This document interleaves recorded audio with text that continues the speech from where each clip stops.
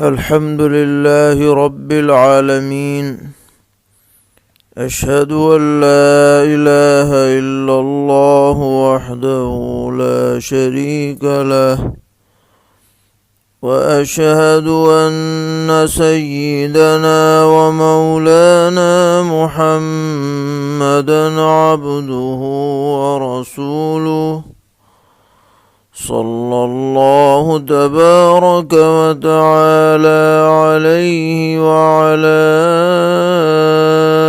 آله وصحابه وذرياته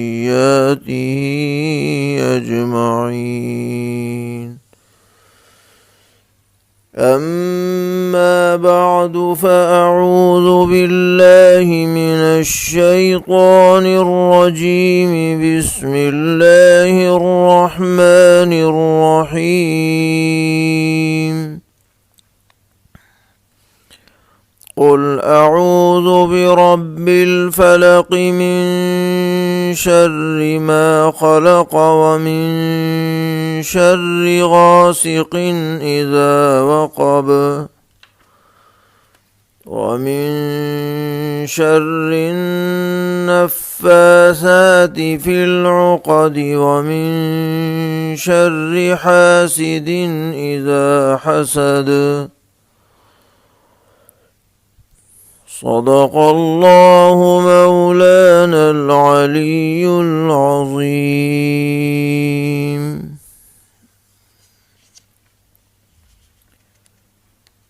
یہ سورہ فلق ہے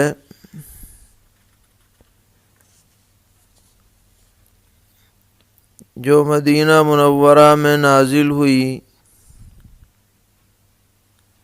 اور 5 آیتوں پر مشتمل ہے.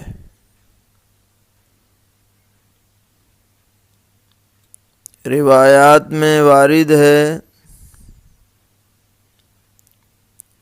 کہ یہ سورہ فلق اور سورہ ناس جن دونوں سورتوں کو معوذتین کہا جاتا ہے ایک ساتھ یہ نازل ہوئی ہیں.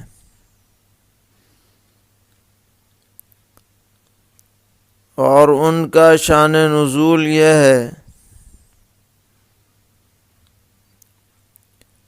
کہ نبی اکرم صلی اللہ تعالی علیہ وسلم پر جادو کرایا گیا تھا جس کی وجہ سے آپ کی طبیعت میں بشاشت نہیں رہتی تھی اور بعض دنیاوی باتوں کے سلسلے میں بے چینی کی کیفیت رہا کرتی تھی. اور یہ سلسلہ تقریباً 6 مہینے تک رہا. تو سمجھ میں نہیں آ رہا تھا کہ کیا بات ہے. تو ایک دن آپ نے خواب دیکھا کہ آپ کے پاس 2 شخص آئے ہیں اور ایک نے دوسرے سے سوال کیا ہے کہ ان کا کیا حال ہے. پیغمبر علیہ الصلاۃ والسلام کی طرف اشارہ کر کے تو دوسرے نے جواب دیا کہ ان پر جادو کیا گیا ہے.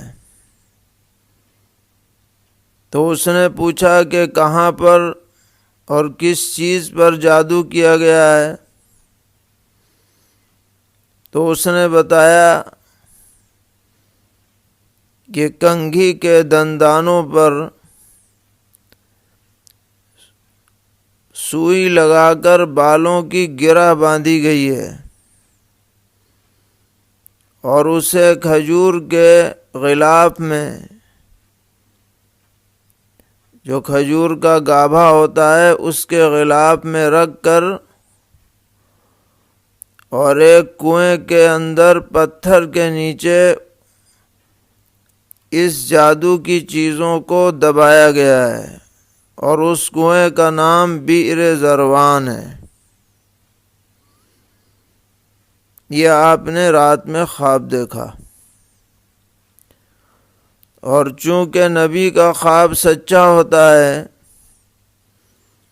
اس لیے پیغمبر علیہ الصلاۃ والسلام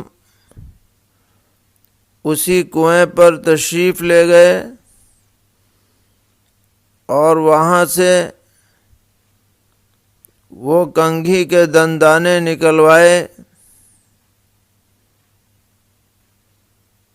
اور اسی موقع پر یہ دونوں صورتیں نازل ہوئیں جن میں 11 آیتیں ہیں کل ملا کر، اور آپ ہر گرہ کھولتے رہے اور ایک آیت پڑھتے رہے۔ 11 آیتیں پڑھیں اور 11 گرہیں کھولیں، تو سب گرہیں کھلنے کے بعد پیغمبر علیہ الصلاۃ والسلام کو ایسا محسوس ہوا جیسے کسی نے بندش کو کھول دیا ہے، اور وہ جو بے اطمینانی اور بے چینی کی کیفیت تھی اللہ تعالیٰ نے اس کو دور فرما دیا۔ یہ بھی روایات میں ہے کہ یہ جادو کرنے والا ایک یہودی منافق تھا جس کا نام لبید ابن العاصم تھا، اور اس نے اپنی بیٹیوں کے ذریعے یہ جادو کا عمل کرایا تھا۔ نبی اکرم علیہ الصلاۃ والسلام نے ارشاد فرمایا ہے کہ دنیا میں کوئی چیز ان دونوں صورتوں سے بڑھ کر اللہ تبارک و تعالی سے برائیوں سے پناہ چاہنے کا ذریعہ اور سبب نہیں ہے۔ اور آپ کا معمول مبارک تھا کہ نمازوں کے بعد اسی طرح سوتے ہوئے ان صورتوں کی تلاوت فرمایا کرتے تھے،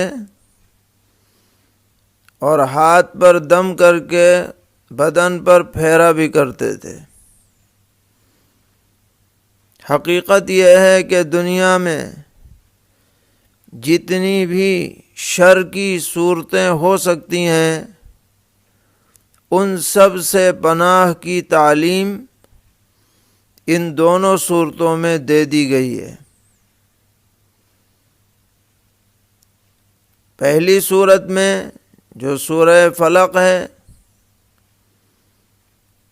اس میں دنیاوی شرور سے پناہ کی بات کہی گئی خاص طور پر، اور دوسری صورت میں جو سورہ ناس ہے اس میں شیطان سے پناہ کی بات کہی گئی ہے جو انسان کا سب سے بڑا دشمن ہے، جو اس کی آخرت کو تباہ کر دینا چاہتا ہے، اس کو ذلیل کر دینا چاہتا ہے، اس سے بھی پناہ مانگی گئی ہے۔ بہرحال ان صورتوں کا کثرت سے ہمیں ورد رکھنا چاہیے۔ آج کل لوگ بہت پریشان رہتے ہیں اور یہ وہم دل میں بٹھا لیتے ہیں کہ کسی نے کر دیا ہے، کرا دیا ہے، فلاں پریشانی ہے، فلاں مصیبت ہے۔ تو ان چیزوں سے بچنے کے لیے کامل یقین کے ساتھ معوذتین کا ورد رکھنا چاہیے، معانی کے استحضار کے ساتھ، تو انشاءاللہ اللہ تعالی مدد فرمائیں گے اور عافیت نصیب ہوگی۔ تو سورہ فلق کا آغاز کیا جا رہا ہے، قل اعوذ برب الفلق، جس کا ترجمہ یہ ہے کہ اے پیغمبر علیہ الصلاۃ والسلام، آپ یہ فرمائیے کہ میں پناہ میں آیا ہوں صبح کے رب کی۔ فلق کے معنی آتے ہیں صبح کی سفیدی کے، اور ظاہر ہے کہ اللہ تبارک و تعالی ہی اس سفیدی کا اصل مالک ہے۔ بلا شبہ وہ رب الفلق ہے۔ وہ اگر چاہے گا جبھی سفیدی نمودار ہو سکتی ہے، اور اگر اس کا امر نہ ہو تو مجال نہیں ہے کہ رات روشنی میں تبدیل ہو جائے۔ رات کو لمبا کرنے والی یا رات کو چھوٹا کرنے والی، اسی طرح دن کے اندر وسعت دینے والی یا دن کو مختصر کرنے والی ذات صرف اور صرف اللہ تبارک و تعالی کی ہے۔ کسی بھی انسان کا انفرادی طور پر یا اجتماعی طور پر اس معاملے میں دخل دینے کا کہیں سے کہیں تک کوئی اختیار نہیں، بلکہ اگر اللہ تبارک و تعالی یہ فیصلہ کر لیں کہ ہمیشہ رات ہی رہے گی، دن نکلے ہی گا نہیں، تو کسی کی مجال نہیں ہے کہ دن نکال کے دکھا دے۔ اسی طرح اگر اللہ تعالیٰ یہ فیصلہ کر لیں کہ ہمیشہ دن ہی دن رہے گا، رات نہ آئے گی، تو کسی کی مجال نہیں ہے کہ رات لے آئے۔ اس لیے بلا شبہ وہ رب الفلق ہے۔ اور فلق روشنی کو کہتے ہیں،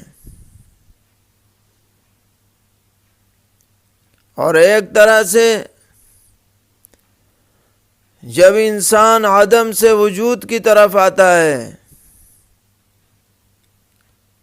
تو اندھیریوں سے روشنی کی طرف آتا ہے۔ ماں کے پیٹ میں تھا، اندھیری میں تھا، جب دنیا میں آنکھیں کھولی تو اب روشنی میں آیا۔ تو اس روشنی کو عطا کرنے والی ذات بھی اللہ تبارک و تعالی کی ہے۔ تو بہت ہی مناسبت ہے اس صفت میں اس مضمون سے جو اس میں بیان کیا جا رہا ہے کہ میں پناہ میں آ گیا صبح کی سفیدی کے رب کے۔ اب سوال پیدا ہوا کہ بھائی کس چیز سے پناہ چاہی جا رہی ہے، یہ تو بتاؤ۔ پناہ میں تو آ گئے، لیکن کس چیز سے پناہ چاہیے اس کی بھی تو وضاحت کرو۔ تو وضاحت کی گئی، پہلے اجمالاً پھر تفصیلاً۔ اجمالی وضاحت یہ ہوئی کہ من شر ما خلق، ان تمام چیزوں کے شر سے جو اس نے پیدا کی۔ یہ ایک چھوٹا سا جملہ ہے، لیکن اتنا جامع ہے کہ اس سے زیادہ جامعیت کسی جملے میں نہیں ہو سکتی۔ اللہ کے علاوہ جتنی بھی چیزیں ہیں سب مخلوق ہیں، اور اللہ تعالیٰ ان کا خالق ہے، ان تمام مخلوقات کے شر سے پناہ چاہی جا رہی ہے۔ حضرت شاہ عبدالعزیز محدث دہلوی رحمۃ اللہ علیہ فرماتے ہیں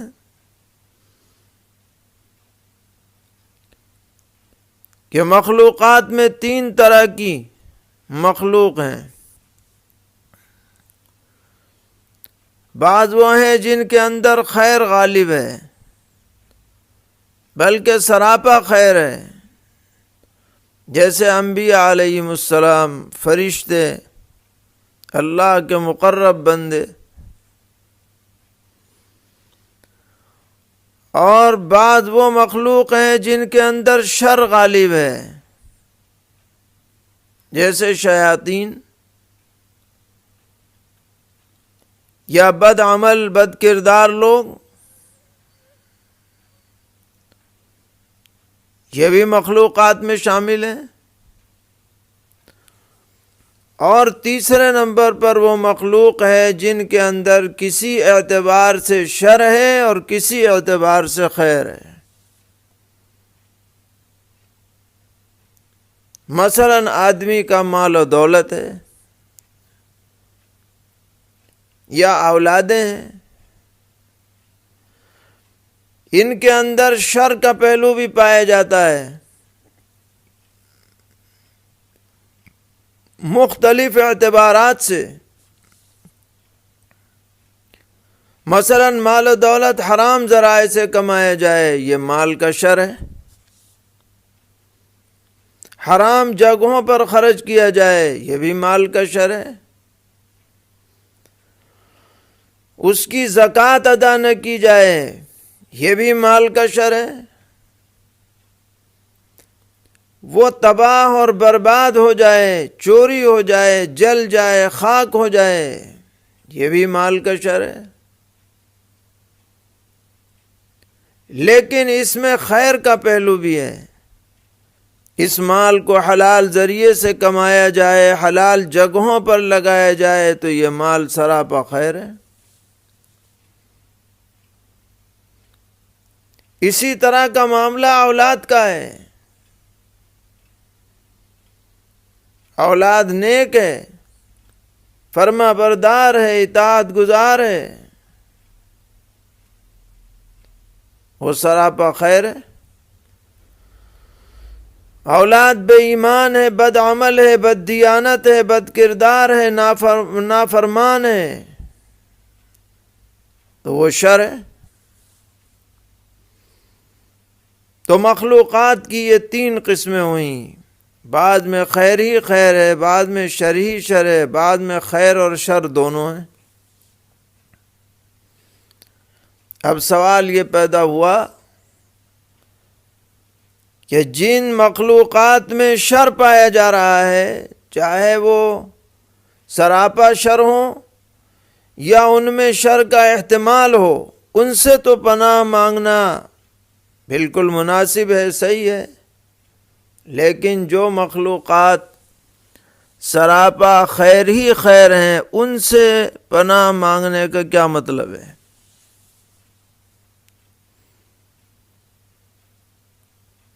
تو اس کا جواب اس طرح دیا گیا کہ یہاں یہ نہیں کہا جا رہا کہ عین انبیاء علیہم السلام کے شر سے یا عین فرشتوں کے شر سے پناہ مانگی جا رہی ہے، بلکہ ان کے متعلقات۔ مثال کے طور پر آدمی نبی پر ایمان نہ لائے تو نبی تو برحق ہیں، ان پر ایمان لانا لازم ہے، لیکن ایمان نہ لانا یہ شر ہے۔ اس شر سے پناہ چاہی جا رہی ہے۔ آدمی نبی کی تصدیق کرنے کے بجائے نبی کی تکذیب کر دے، جھٹلا دے، اس شر سے پناہ چاہی جا رہی ہے۔ فرشتوں پر ایمان لانا ایمان کا جزو اعظم ہے۔ آدمی فرشتوں کو نہ مانے، تکذیب کر دے، یہ شر ہے، اس سے پناہ چاہی جا رہی ہے۔ تو الغرض من شر ما خلق چھوٹا سا جملہ ہے لیکن بہت جامع ہے۔ ہر طرح کے شرور سے پناہ چاہی جا رہی ہے رب الفلق کے ذریعے، جو روشنی کا مالک ہے، جو صبح کی سفیدی کا مالک ہے، جو لیل و نہار کا مالک ہے، اس کے ذریعے سے اس کی تمام مخلوقات کے شر سے پناہ چاہی جا رہی ہے۔ اب فی نفسی ہی تو یہ مضمون پورا ہو گیا، قل اعوذ برب الفلق من شر ما خلق، مضمون تو پورا ہو گیا، تمام مخلوقات کے شر سے پناہ چاہی گئی۔ لیکن اس کی مزید تفصیل فرماتے ہوئے 3 باتوں کو مزید ذکر فرمایا گیا تاکہ اچھی طرح سے ذہن نشین ہو جائے۔ چنانچہ آگے فرمایا گیا وَمِن شَرِّ غَاسِقٍ إِذَا وَقَبَ،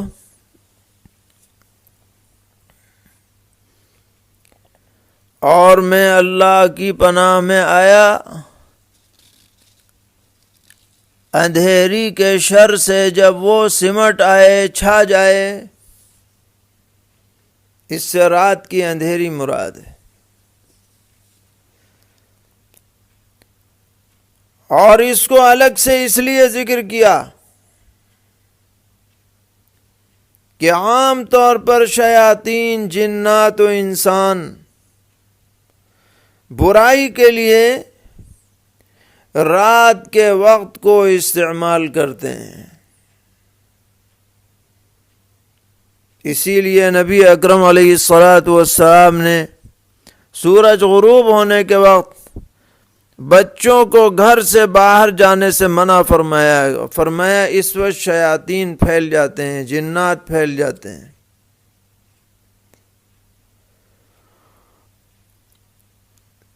اسی طریقے پر رات کی اندھیری میں سانپ، بچھو، حشرات الارض یہ اپنے اپنے بلوں سے نکل آتے ہیں، راستوں پر آ جاتے ہیں، اندھیری میں پتہ نہیں چلتا، نقصان پہنچا دیتے ہیں۔ اور اس کے علاوہ زیادہ تر جادو ٹونے کا عمل بھی رات ہی میں ہوتا ہے۔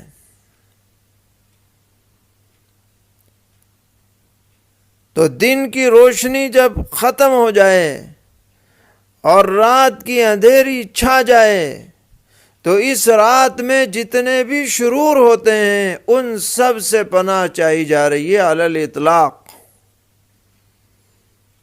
اگرچہ یہ بات من شر ما خلق میں آ چکی تھی، لیکن پھر مزید وضاحت کے لیے اس کو الگ سے ذکر فرمایا، اور یہ بڑی حکمت آمیز گفتگو ہے جن میں حقائق بیان کیے گئے، اسرار و رموز بیان کیے گئے۔ اس کے بعد فرمایا وَمِن شَرِّ النَّفَّاثَاتِ فِي الْعُقَدِ، اور میں رب الفلق کی پناہ میں آتا ہوں ان عورتوں کے شر سے جو گروہوں پر دم کرتی ہیں، پھونکتی ہیں، جنتر منتر پڑھ کر جادو کی گروہوں کے اوپر پھونک مارتی ہیں، جس کی وجہ سے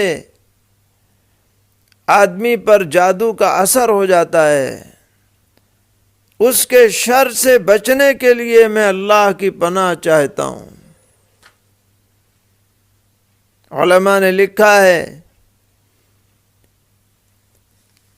کہ یہاں پر خاص طور پر النفاسات فرمایا گیا، عورتوں کا تذکرہ۔ اس کی 2 وجہ ہو سکتی ہیں۔ ایک وجہ تو یہ ہے کہ لبید ابن العاصم نے جو یہ حرکت غلیظہ کی تھی اس میں اپنی بیٹیوں کو شامل کیا تھا، اس مناسبت سے یہ فرمایا گیا۔ اور دوسری وجہ یہ ہے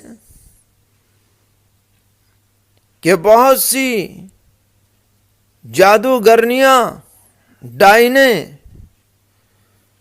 وہ یہ عمل کرواتی ہیں یا کرتی ہیں کثرت کے ساتھ، یا جادوگر ان کے ذریعے سے کرواتے ہیں، اس لیے ان کے شر سے پناہ چاہی جا رہی ہے۔ اور یہاں یہ یاد رکھنا چاہیے کہ جادو کی ایک حقیقت ہے، مگر وہ مخفی ہے، اور اس کے اثرات جیسے برے لوگوں پر پڑتے ہیں جادو کے، نیک لوگوں پر بھی پڑتے ہیں۔ ظاہر ہے کہ نبی اکرم صلی اللہ تعالی علیہ وسلم سے بڑا نیک اور متقی اور پرہیزگار اور کامل ایمان والا اور کون ہو سکتا ہے، مگر آپ پر بھی اس کا اثر ہوا،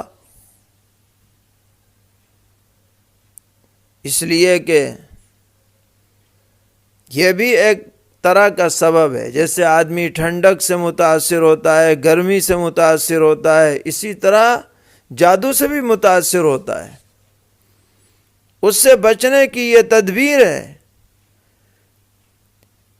کہ جادو کی طاقت کے مقابلے میں اللہ رب العزت کی جو طاقت ہے وہ عظیم الشان ہے، اور اللہ تعالیٰ کی طاقت کے سامنے کسی بھی جادوگر کا کوئی اثر ہرگز چلنے والا نہیں۔ اس لیے آدمی اللہ کی پناہ میں آ جائے تو ہر طرح کے جادو سے انشاءاللہ محفوظ رہے گا۔ اور پھر آخر میں تیسری بات بتلائی گئی کہ وَمِن شَرِّ حَاسِدٍ إِذَا حَسَدَ، اور میں رب الفلق کی پناہ میں آتا ہوں حسد کرنے والے کے شر سے جب وہ حسد کرے۔ حسد کا مطلب یہ ہے کہ آدمی یہ تمنا کرے کہ اس سامنے والے شخص کے پاس جو نعمت ہے وہ اس سے چھن جائے، چاہے مجھے ملے یا نہ ملے۔ یہ بدترین قسم کا گناہ ہے۔ علماء نے لکھا ہے کہ یہ گناہ ابلیس نے کیا، آسمانوں پر حضرت آدم علیہ السلام سے حسد کیا، اور دنیا میں سب سے پہلا جو گناہ ہوا وہ بھی حسد کا ہے کہ قابیل نے حابیل سے حسد کیا۔ اس کے بارے میں پیغمبر علیہ السلام نے فرمایا کہ حسد کرنے کی جو صفت ہے یہ الحالقہ ہے، الحالقہ مونڈنے والی صفت ہے۔ فرمایا میں یہ نہیں کہتا کہ اس سے بال مونڈے جاتے ہیں، بلکہ اس سے دین مونڈ دیا جاتا ہے۔ حسد کرنے والے کے دل سے دینداری نکل جاتی ہے، ایمان کی حلاوت اور چاشنی نکل جاتی ہے، روشنی سے وہ محروم ہو جاتا ہے، ظلمت اور تاریکی میں چلا جاتا ہے۔ اذا حسد کی قید لگی ہے، جب وہ حسد کا اظہار کرے، زبانی اظہار کرے یا عمل کے ذریعے سے اظہار کرے، تو محسود کو نقصان پہنچ سکتا ہے۔ میں دل میں حسد رکھے تو کیا نقصان ہے محسود کا؟ ہاں جب اظہار کرے گا حسد کا، حسد کے تقاضوں پر عمل کرے گا تو محسود کا نقصان ہو سکتا ہے، اس لیے پناہ چاہی گئی۔ حضرات مفسرین نے یہ بھی لکھا ہے کہ من شر ما خلق کے اندر اگرچہ یہ تینوں باتیں شامل تھیں لیکن یہ مخفی تھیں، اس لیے ان کو ظاہر کیا گیا تاکہ سب کے سامنے یہ بات اجاگر ہو جائے کہ یہ تینوں چیزیں ایسی ہیں جن سے پناہ مانگنی چاہیے اور آدمی کو ان سے محفوظ رکھنے کی کوشش کرنی چاہیے۔ تو فرمایا قل اعوذ برب الفلق، اے پیغمبر آپ فرمائیے کہ میں پناہ میں آیا صبح کے رب کی، من شر ما خلق، ہر چیز کے شر سے جو اس نے بنائی، وَمِن شَرِّ غَاسِقٍ إِذَا وَقَبَ، اور اندھیری کے شر سے جب وہ چھا جائے، یعنی جب رات پھیل جائے اس میں جو شرور ہیں ان سے، وَمِن شَرِّ النَّفَّاثَاتِ فِي الْعُقَدِ، اور ان عورتوں کے شر سے جو گروہوں میں پھونک مارنے والیاں ہیں، وَمِن شَرِّ حَاسِدٍ إِذَا حَسَدَ، اور برا چاہنے والے کے شر سے جب وہ کچھ ٹوک لگائے۔ اس میں اشارہ ہے کہ جب وہ حسد کے تقاضوں پر عمل کرے تو ہم اللہ کی پناہ میں چلے جائیں تاکہ اس کے شر سے ہم محفوظ رہیں۔ اللہ تبارک و تعالی ہم سب کو ہر طرح کے شرور سے محفوظ فرمائے، دارین کی عافیت عطا فرمائے، اپنی رضا اور خوشنودی سے مالا مال فرمائے، دین پر زندگی، دین ہی پر موت نصیب فرمائے۔ وآخر دعوانا ان الحمد للہ رب العالمین۔